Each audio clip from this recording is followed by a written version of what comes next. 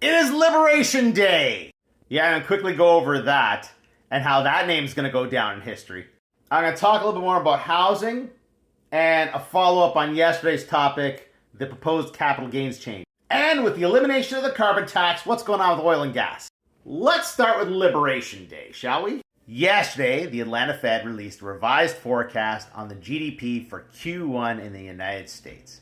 It don't look good. Latest estimate, minus 3.7%. Let's put that into context, shall we? Gross domestic product, first quarter 2020 advance estimate. Current dollar GDP decreased 3.5%. Chew on that for a little bit. What's happening right now in the United States is worse than the lead up to the pandemic. And we're just getting started. Okay, now to the dismay of many conservative supporters, the carbon tax went away yesterday, and gas prices across the country fell. Many are quite skeptical because they did the math and they said, wait a sec, that's not a 17-cent decrease, because that's not how gas prices work. And the world doesn't care about our carbon tax. The wholesale price of gasoline has been affected lately by the fact that it's April, and this is when gas prices go up. Happening here, it happened there, it happened there, it happened a lot over here, and it happened back there. And of course, it's driven by the price of oil, which is currently climbing.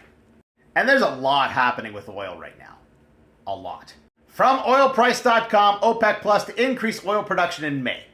All right, let me bring you up to speed. So at the beginning of the year, there was an announcement from OPEC that they would increase production in Q2 of 2025, which essentially is right now. But oil prices were shit. So then they announced that they would put off that increase until July of this year, Q3. And now they're saying they're going to increase production in May, but this might not be an actual increase in production. What they're saying is that there are OPEC nations and OPEC Plus nations that are producing too much. They're not at their quota. So they're going to adjust the quota to match the actual production. Are you following? Yeah, it's very confusing. I know. The point is, the carbon tax did come off, and gasoline prices should be about 17 cents cheaper than they would otherwise be this year. And if I take last year's average prices and I deduct 17 cents per liter, this is what inflation looks like this year. Now, how accurate is this? Well, the further forward you go in time, the less accurate it is. I'm fairly confident about March and April. But, going back to this, I might be right on the money. All right, housing. Oh, how did that get in there?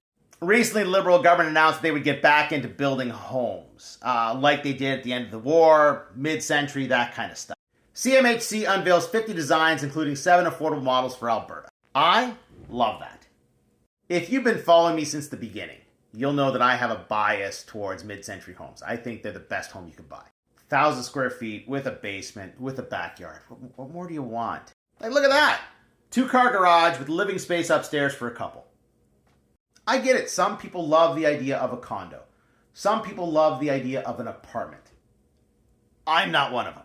And let's face it, that's what many of us want. Like, we just want our own space, right? It doesn't have to be huge. It doesn't have to be a McMansion. Just something sensible, but not an apartment. Now, yesterday I was talking about this, that capital gains change for reinvestment. Some people are saying, oh, it's just like the 1031 in the United States. No. The 1031 clause in the United States allows corporations to exchange real estate for like real estate. So let's say I have a warehouse and you have a plot of land. My warehouse is worth $1 million. Your plot of land is worth $1 million. I'll exchange my warehouse for your plot of land. No capital gains tax. Now the debate rages on Threads. I have a debate happening. It's here. It's all over.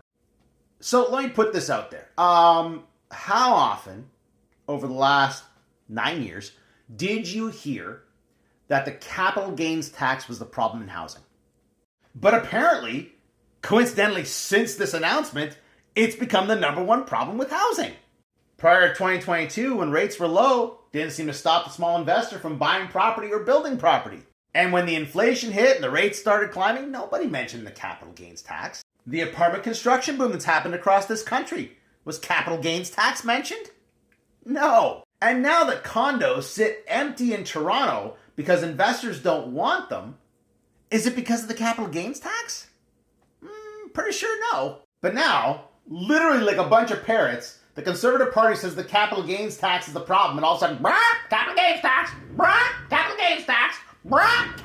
GameStop. Mark my words. I have been right about these things in the past. I'm telling you, it's a disaster.